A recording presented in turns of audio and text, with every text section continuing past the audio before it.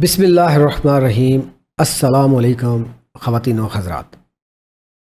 गुजारिश इस तरह है कि उम्रा और खाना काबा शरीफ जाना, रोज़ा रसूल पे हाज़िरी देना, बाकी जो वहाँ पे ज़ियारतें हैं, हर मुसलमान मर्द औरत, जो बच्चा जिसके समझ होती है, बुज़ुर्ग हो, हर मुसलमान की ख्वाहिश होती है कि मैं खाना काबा शरीफ जो है वहाँ पे तवाफ़ करूँ, जाके तवाफ़ काबा करूँ जाके, उसके बाद रोज़ा रसूल पे हाज़िरी ज़रूर दूँ। वहाँ पे जो है आका दो जहाँ हज़रत मोहम्मद सल्लल्लाहु अलैहि वसल्लम के वहाँ पे जाके रोज़ा की ज़ियारत करें। ये हर मुसलमान की ख्वाहिश होती है कि वहाँ पे मैं दो नवाफ़िल भी अदा करूँ, वहाँ पे जाके रियाज़ुल जन्ना में। बहरहाल कई जिसके मुक़द्दर में होता है वो पहुँच जाता है, और बाज़ सारी ज़िंदगी तैयार होते रहते हैं लेकिन उधर से आवाज़ नहीं आती तो नहीं जाते। अच्छा, ये तो हो गया। बाज़ लोग पैसे भी दे देते हैं, लेकिन वो ट्रैवल एजेंट्स भाई जो हैं, बहुत सारे ऐसे ट्रैवल एजेंसियां बनी होती हैं, हालांकि गवर्नमेंट से रजिस्टर्ड भी होती हैं, बाज़ रजिस्टर्ड भी नहीं होते, काम चलाया होता है। वो पैसे पूसे इकट्ठे करते हैं, एक आध टूर भेजते हैं, उसके बाद पैसे पूसे इकट्ठे करते हैं और रफू चक्कर हो जाते हैं। एक तो ये हम डिस्कस करेंगे। दूसरा ये है कि पिछले साल जो उम्रा हुआ था और इस साल 2024 और 25 के उम्रे में जो ज़ायरीन जाते हैं उनके अंदर क्या फ़र्क है। सऊदी हुकूमत ने क्या ऐसी जो है लवाज़मात कर दी हैं, कौन सी ऐसी वहाँ पे सख्तियाँ कर दी हैं या नरमियाँ की हैं, अब इस पे भी बात करेंगे। कुछ लोग हैं उनको पता ही नहीं होता, गाइड ही नहीं करते, ट्रैवल एजेंट के जो टूर लेके जाते हैं या टूर ऑपरेटर कह लें, वो उनको बताते ही नहीं है कि क्या करना है क्या नहीं। तो इस पर आज बात करेंगे। ये सुनने वाली बातें होंगी क्योंकि वो हमारे साथ जो हमारे मेहमान हैं वो अल्हम्दुलिल्लाह मेरे ख्याल में को साल में 3-4 बार जो है बाकायदा एक काफ़िला लेके जाते हैं। एक ज़ायरीन का एक जो है एक पूरा एक काफ़िला होता है जो उनके साथ जाता है। तो मेरे साथ है अलहाज मोहम्मद उमर कादरी साहब, ये ऑनर है, चेयरमैन है अलस्वैबा ट्रैवल एंड टूर, इनकी कंपनी है उनके। तो इनसे बात करेंगे। बहुत शुक्रिया जनाब, अस्सलाम वालेकुम। जी वालेकुम अस्सलाम व कैसे हैं उमर कादरी जी? अल्हम्दुलिल्लाह, फिटफाट है जी, अल्लाह का बड़ा एहसान माशाल्लाह। आप तो अल्लाह का घर भी देखते हैं, रोज़ा रसूल भी देखते हैं, और बार बार अल्लाह पाक आपको बुलाता है। हम सबको बुलाए, हम सबको बुलाए। तो बात यह है कि पहला मैं आगाज़ जो है यहाँ से करूँगा कि ये बहुत सारे ट्रैवल एजेंटों के पास बहुत सारे उम्रा ज़ायरीन वो बड़ी मुश्किल से पैसे जमा करते हैं। हमारी बहुत सारी बुज़ुर्ग ख़वातीन होती हैं, वो सारी जमा पूंजी करके कमेटियाँ डाल के अपना जेवर बेच के कोई चीज़ गिरवी रख के वो करती हैं। लेकिन अफसोस ये है कि चले बाहर जाने वालों को जो जॉब के लिए जाते हैं उनको तो लूटते ही लूटते हैं।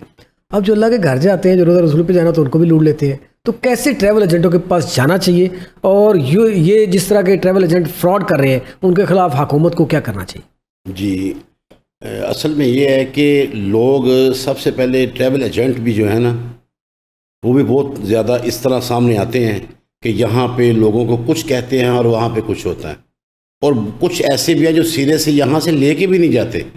अच्छा, दो कैटेगरीज हैं। एक ये है कि यहाँ से लेके नहीं जाते, कुछ होते हैं कि यहाँ पे दिखाते हैं ये हो जाएगा, इतनी दूर आपका होटल होगा, यहाँ पे ये सहूलतें होंगी, वहाँ जाके कुछ भी नहीं होता। जी जी, वो इस तरह है कि वो एक मिसाल है ना कि जब तक लालची जिंदा हैं तो जो धोखेबाज है, फ्रॉडिया है, वो कभी भी भूखा नहीं मरेगा। ये वाली सूरत हाल है।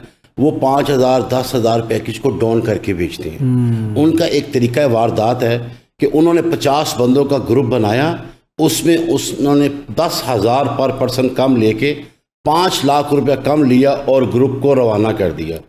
2-3 ग्रुप रवाना करने के बाद अपना इत्मीनान बहाल किया, फिर कहा जी हमने अभी 50 नहीं 200 बंदा लेके जाना है।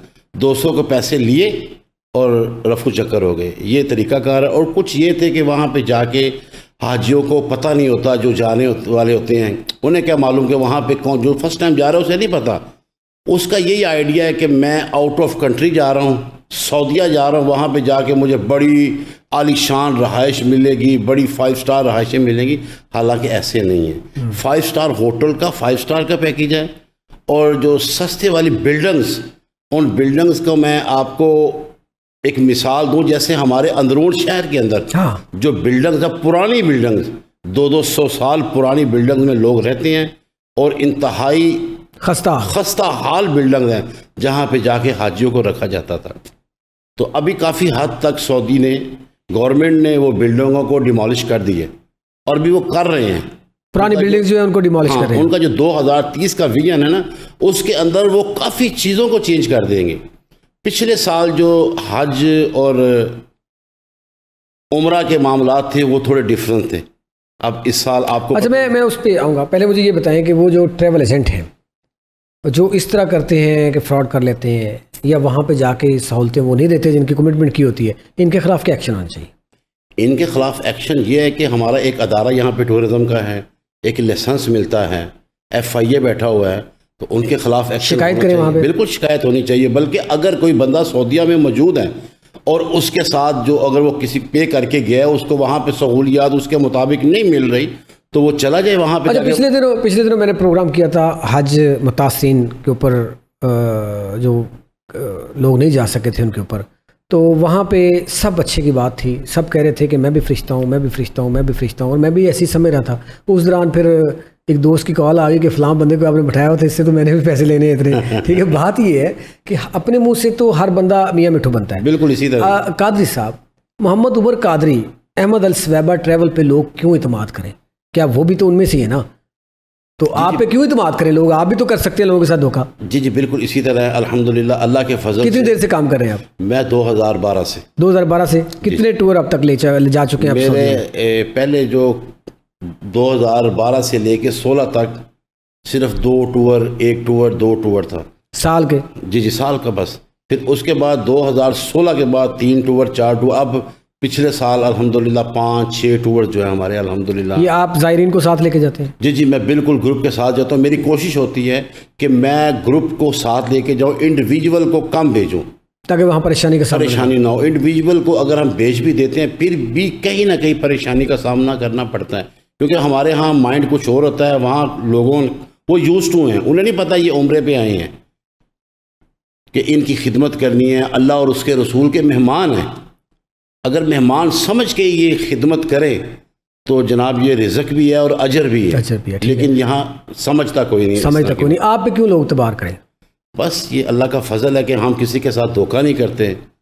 हम अल्हम्दुलिल्लाह जिसको साथ लेके जाते हैं। ऐसा तो नहीं है कहीं जो मैं बात बता रहा हूँ हज वाली को उन्होंने कहा मैंने लेने, ऐसा तो नहीं है कहीं आप भी अपने मुंह से कह रहे हो कि मैं ठीक है सब? नहीं, अल्लाह ना करे। आपको पता है आप माशाल्लाह काफ़ी देर से हमें जानते भी हैं, और हम जब आते हैं तो आपके ही अदारे की तरफ से माशाल्लाह हमारी कवरेज होती है और लोगों के रिव्यूज़ भी आप तक पहुंचते हैं।